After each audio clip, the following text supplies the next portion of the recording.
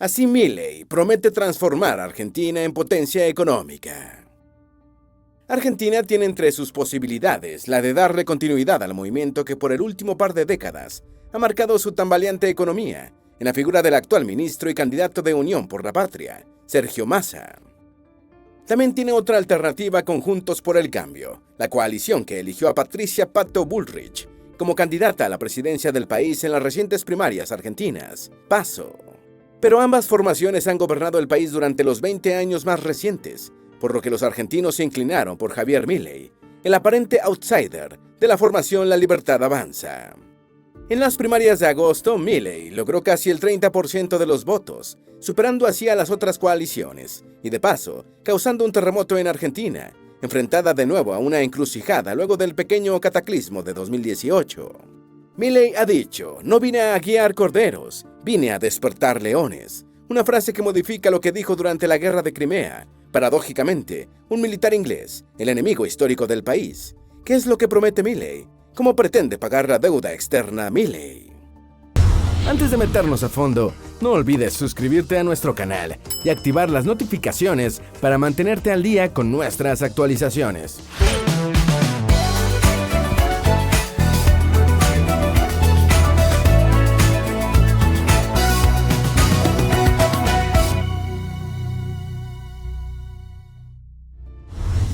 ¿Quién es Javier Milei? Milei, que se define como libertario, es economista y amante de los perros, como un test de Rothschild. En Milei, los argentinos ven lo que quieren ver: un salvador, la opción libertaria, la oportunidad que, al parecer, no piensan desaprovechar. Tratemos de averiguar quién es, por encima del ruido que ha causado desde antes de ganar las PASO. Javier Gerardo Milei nació hace 52 años en Buenos Aires. La prensa internacional lo define como de extrema derecha, mientras que los medios argentinos lo catalogan, como ya dijimos, como de derecha libertaria. Milei no es un buen orador de masas. Su potencial radica en las frases que va soltando a gritos en los medios y que inmediatamente se hacen virales, aumentando exponencialmente su alcance. Su impacto es tal que logra eclipsar una que otra metida de pata, como la venta de puestos en las listas de su formación, de cara a las elecciones del 22 de octubre. En el núcleo de esas frases llegadoras hay ideas de la escuela austriaca de economía, lo que se enlaza con su autodenominación como anarcocapitalista teórico, la ya mencionada etiqueta de libertario, y también como minarquista en la práctica. No obstante, esas etiquetas que él mismo se ha colocado chocan con posiciones conservadoras como las que mantiene sobre los derechos reproductivos o la educación sexual en las escuelas. Es como si Milei tuviese un discurso distinto y contradictorio que busca complacer a cada franja del electorado. Por eso se le suele comparar con Trump o con Bolsonaro. Hasta ahora esa contradicción le ha funcionado y muy probablemente lo ponga en la Casa Rosada, pero aún existe la pregunta sobre si le servirá para gobernar un país que compite en el podium por la peor inflación mundial. Con la inflación en 100%, muchos argentinos ya piden los pagos en dólares. Ya lo dijimos, Argentina tiene meses compitiendo por un lugar entre los países con peor inflación mundial. A principios de año, incluso logró superar brevemente a Venezuela, con la mayor inflación intermensual en el hemisferio. Como resultado, muchos argentinos piden pagos en dólares para protegerse en un país en el que hay control de cambio aderezado por la esquizofrenia de tener distintas tasas, una por el campo, otra para el turismo y así sucesivamente. El descontento con el sistema. Antes de la dupla conformada por Alberto Fernández y Cristina Fernández, estuvo Mauricio Macri, el empresario que llegó al poder sobre la mayor ola de optimismo en los tiempos recientes en el país. Se suponía que Macri debía corregir el rumbo luego de más de una década de gobiernos kirchneristas. Más adelante te contaremos con detalle, pero resumidamente, Macri falló. A él le siguió ese retorno del kirchnerismo, que el electorado pensó que esta vez sí lo haría bien. Sin embargo, su fracaso fue tan espectacular que de cierta manera creó el fenómeno Milei. Juan José Sebrelli, el mayor intelectual argentino vivo, ha dicho: "Milei es peligrosísimo, ejerce una hipnosis colectiva en los jóvenes. La última vez que un político argentino hipnotizó al país fue hace unos 80 años. En la década de 1940 se fundó el peronismo en Argentina, que creó el Estado benefactor y legalizó los sindicatos. Hace 100 años, Argentina tenía un PIB que superaba el de muchas economías avanzadas actualmente. Por un momento se creyó que sería el primer país de América Latina en dar el salto hacia el desarrollo. No obstante, justo en esa encrucijada, las contradicciones de la sociedad argentina, eclosionaron en el peronismo, una forma original de populismo, cercana a la de Getúlio Vargas en Brasil, que dio al traste con los sueños argentinos. El general Juan Domingo Perón hechizó al país, el cual debía dar el salto al primer mundo, pero lo afianzó en el subdesarrollo hasta hoy. Parte de ese hechizo tuvo que ver con las políticas socialdemócratas, que crearon una apariencia de estado de bienestar. Con Perón, los sindicatos fueron legalizados, hubo prestaciones por desempleo, pensiones y toda la batería de políticas que caracterizan al welfare state. Sin embargo, también hubo confiscaciones, un enfrentamiento con Estados Unidos y la erosión de la democracia argentina. En todas estas características se hallan las raíces de los problemas actuales del país. Otra cosa que acompañó a la erección de una forma de welfare state fue el más que coqueteo del peronismo con el fascismo, porque el peronismo se caracteriza por ser una colcha de retazos ideológicos que reúne a la extrema derecha con la extrema izquierda. Por eso, paradójicamente, al igual que Milei, el peronismo parece tener una oferta para cada sector del electorado. Esto lo vemos más claramente si contrastamos los gobiernos de Menem, un peronista neoliberal, con los de los Kirchner, unos peronistas pretendidamente de izquierda. El discurso de ambos no puede ser más diferente, pero los dos pertenecen a la misma familia política. Con los resultados de las últimas PASO, lo que quedó en evidencia es que el peronismo ya no tiene margen de crecer por la derecha, copada por Milei y JXC, sino que debe tratar de adueñarse de todo el espectro a la izquierda. Para terminar, de nuevo Sebrelli se hace una pregunta que resulta útil. ¿Cuándo no estuvo el peronismo en el poder? La respuesta te la daremos en la próxima sección. La última dictadura militar argentina concluyó en 1983. El peronismo no gobernó durante la última dictadura militar, 1976 a 1983, que precisamente derrocó a María Estela Martínez de Perón, Isabelita, cuya presidencia fue la forma que halló el peronismo para seguir en el poder. Los milicos cortaron al peronismo en el poder por un tiempo, durante el cual ejercieron la violencia del Estado contra todos los opositores. Presionados por la derrota en las Malvinas, la Junta Militar permitió el retorno a la democracia en 1983, una transición que fue liderada por el expresidente Raúl Alfonsín. Parte del descontento que hoy hay con el sistema nació al final del periodo de Alfonsín, que en realidad no terminó, sumido en medio de un episodio hiperinflacionario. Es precisamente del final del gobierno de Alfonsín, de donde se derivan las particulares reglas que dan la victoria a un presidente en Argentina en primera vuelta, impuestas por Menem, ganar con más de 40% de los votos y una diferencia de 10% con respecto al segundo lugar. Milei lo hizo muy bien en las PASO, a pesar de no tener una estructura, ya que la Libertad Avanza es más bien una plataforma electoral que un partido, pero no es probable que gane en primera vuelta, y en segunda todo puede pasar. El sistema argentino colapsó en diciembre del año 2001. El último meltdown de Argentina ocurrió en 2001, a escasos días de la toma de posesión del entonces recién electo presidente, Fernando de la Rúa. En puridad, de la Rúa no fue el responsable de la factura que le cobró la sociedad argentina.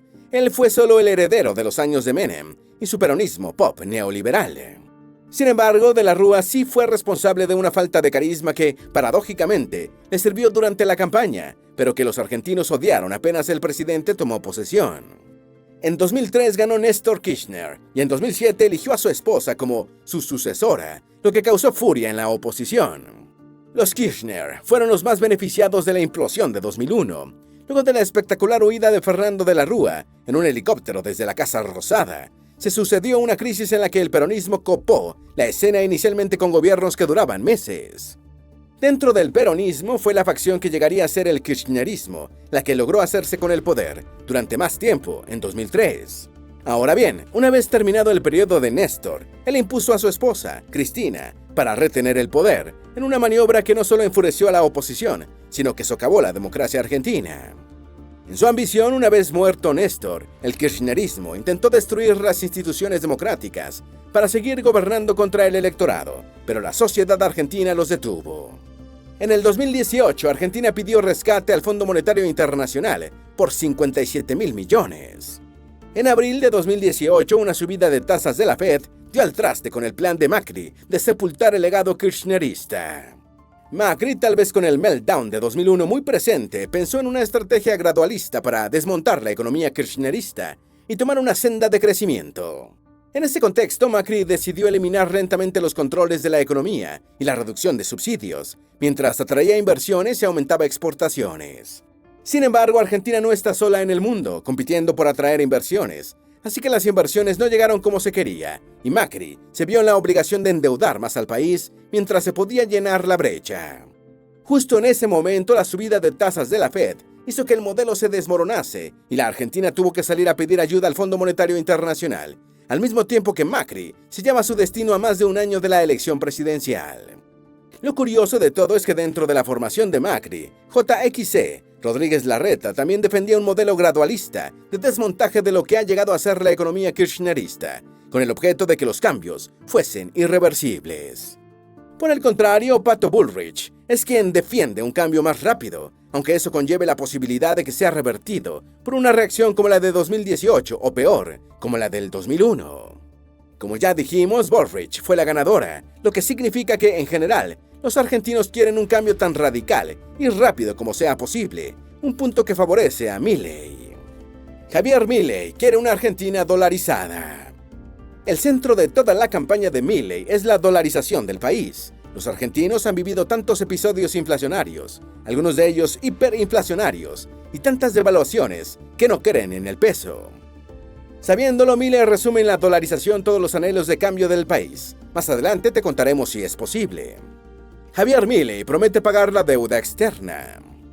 A veces la competencia electoral argentina parece una carrera de locos. Los candidatos aspiran a presidir un país que tiene una alta probabilidad de caer en default, incluso antes de que el candidato ganador tome posesión. Ese es el otro reto al que se dirigen los candidatos en sus intervenciones, en especial Milei, quien promete mucho más que solo evitar el impago de la actual deuda, pagar toda la deuda externa. Para lograrlo, Milei ha dicho que su ajuste fiscal mejorará el riesgo país, por lo que no caerá en default. Así, logrará pagar lo que se debe hoy, y con el ajuste, que también promete, impedirá incurrir en una nueva deuda.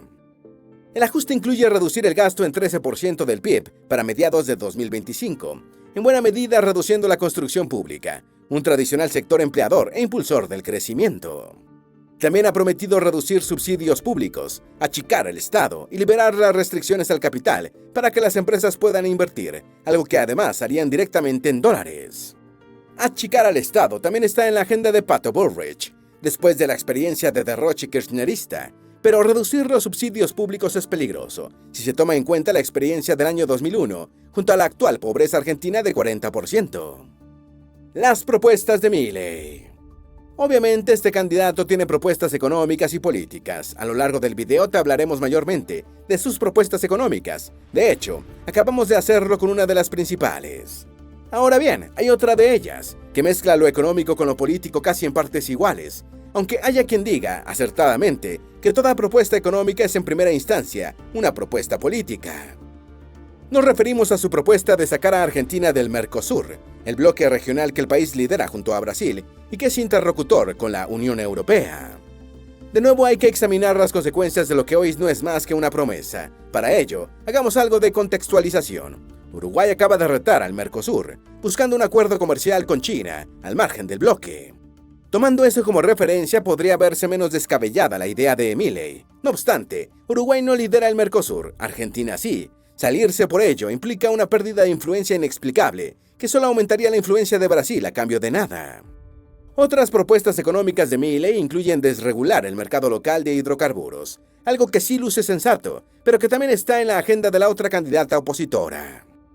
Volviendo a la política, aunque nunca nos alejamos mucho, Milei ya entiende lo complicado de hacer realidad mucho de lo que promete. Como Lula o el mismo Petro, Milei podría ganar la presidencia, pero tener al Congreso en contra.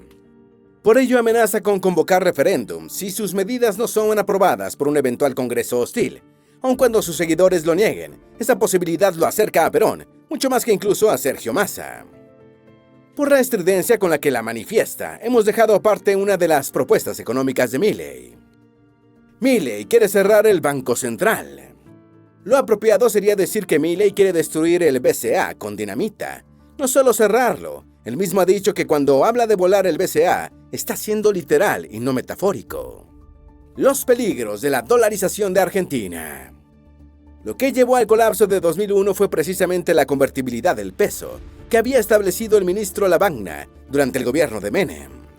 Si bien la convertibilidad no es una dolarización, se acerca porque establece el valor del peso en relación con el dólar, 1 a 1, Por un tiempo la convertibilidad funcionó y Argentina parecía haber dejado atrás, para siempre, sus episodios de hiperinflación y devaluación.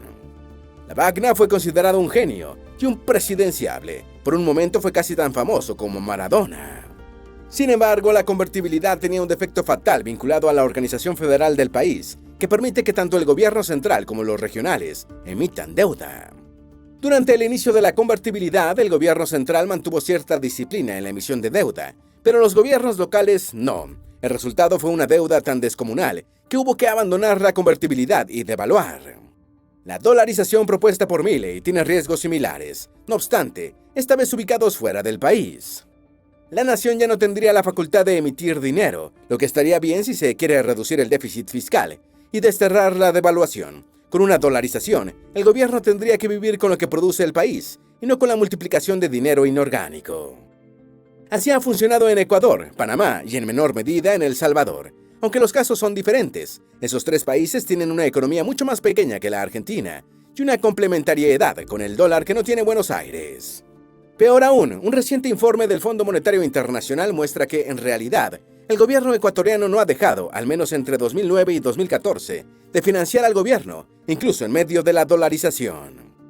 No obstante, al mismo tiempo, Argentina, un país netamente exportador, no tendría la posibilidad de hacer su moneda más barata para que sus productos sean más competitivos afuera, algo que la debacle de Macri mostró que es vital para la economía. Otro factor a considerar es que una dolarización restringiría el gasto público en forma de ayudas sociales, sobre todo en el conurbado bonaerense. De nuevo, este punto hay que verlo desde dos puntos de vista. Uno es el de la disciplina fiscal y el del impacto en la inflación, pero otro es el de la paz social que, hasta ahora, ha mantenido al país lejos de un estallido como el del 2001, aunque las condiciones actuales sean peores que entonces. ¿Qué tan factible es la dolarización que propone Milei? Si algo caracteriza a Milei es su megalomanía, una frase suya lo resume: el único que puede poner fin a la inflación soy yo. Ese es el objetivo de la dolarización. Veamos ahora cuán factible es que lo logre. Un punto llama la atención. Milei no empezó a pensar en un proyecto de ley de dolarización, sino luego de ganar las PASO. Eso daría una medida de lo serio que toma sus propias promesas de campaña. Las PASO también parecen haber servido para acelerar el proceso que, originalmente, Milei había dicho que implementaría en 2 años y medio, pero que ahora dice que será casi inmediato. Ahora bien, dolarizar exige tener dólares, y eso es algo que Argentina no tiene en este momento. Curiosamente, el avance de Milei es un factor que contribuye a la fuga de capitales, pese al cepo cambiario que reina en el país. Por ejemplo, al día siguiente de su victoria en las PASO, el peso argentino se depreció 20%. No obstante, los dólares, unos 35.000 millones, según estimaciones del equipo de Milei, solo pueden venir de 2 vías. La una sería inmediata si pudiese implementarse, que uno de los países más endeudados del mundo pida prestado. La otra es producir y exportar más, pero toma más tiempo. Sin embargo, Milei cree que hay una tercera forma: poner en circulación las reservas internacionales líquidas, denominadas en dólares, del BCA. Sí, el mismo dinero que se necesita para pagar medicinas y comida que el país no produce, pero que además sirve para sostener la calificación de la monstruosa deuda argentina. ¿Cuál es el papel que cumple el Banco Central en la economía argentina? El BCA tiene el mismo papel que en cualquier otra economía donde opera un emisor centralizado: emitir moneda, fijar las tasas y actuar como prestamista de último recurso. En algunos de nuestros videos te hemos mostrado cómo la creación de un banco central fue el resultado de años de inestabilidad económica que se creyó conjurar con un emisor centralizado.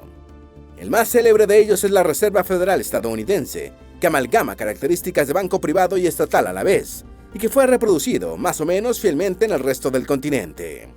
Desde su creación, los bancos centrales han sido acusados, no siempre sin razón, de estimular la inflación mediante la emisión de dinero inorgánico, un poder que los gobiernos manirrotos usan a discreción para que las cuentas cuadren.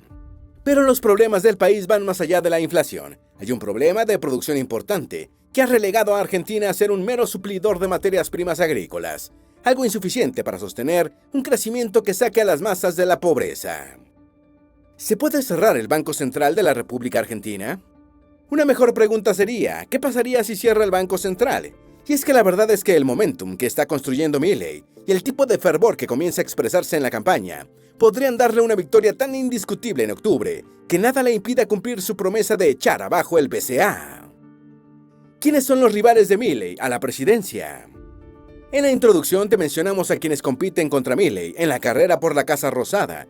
Veámoslo más de cerca. El primero es Sergio Massa, representante de la coalición de centro-izquierda, que gobierna actualmente. Massa tiene fama de hablar con todos, pero también de ser despiadado. Durante un momento se enemistó con Cristina Fernández para perseguir su propia aspiración presidencial, pero ante el peligro de un default, fue traído de nuevo al gobierno para tratar de cerrar un acuerdo con el Fondo Monetario Internacional que permitiese transitar la senda electoral hasta octubre en paz. No se puede negar que lo logró, pero el acuerdo no libera al país del peso de la deuda, que tendrá que enfrentar el nuevo gobierno más temprano que tarde. Massa ha sido un presidenciable desde hace años. No obstante, ganó la postulación de su formación en el peor momento posible. Sin embargo, si se observa la política argentina de los 20 años más recientes, los perdedores suelen transformarse en ganadores muy pronto. En la acera de enfrente está Patricia Pato Bullrich, quien le ganó al hasta hace poco seguro candidato de la oposición de centro-derecha, Horacio Rodríguez Larreta, el jefe de gobierno de la Cava. Bullrich es amada y odiada con casi la misma fuerza por partidarios y detractores. Pocas figuras políticas polarizan tanto como ella, tal vez con la excepción de la misma Cristina Fernández. Su capacidad de polarizar no comenzó durante su paso por el Ministerio de Seguridad, durante el gobierno de Macri, pero ese cargo acrecentó esa cualidad suya. Junto a Massa, Pato Bullrich muy probablemente será derrotada por Milei en octubre, aunque no todo está dicho ya, porque los tres candidatos con chance de ganar se reparten casi un tercio del electorado, y Milei quedó de último en el área metropolitana de Buenos Aires, la principal circunscripción electoral del país. Sin embargo, de ser así, seguramente ninguno de los dos desaparecerá de la escena política. Solo esperarán su próxima oportunidad, y Argentina siempre las da. La economía global le está dando una oportunidad a Argentina, parecida a la que le dio hace un siglo.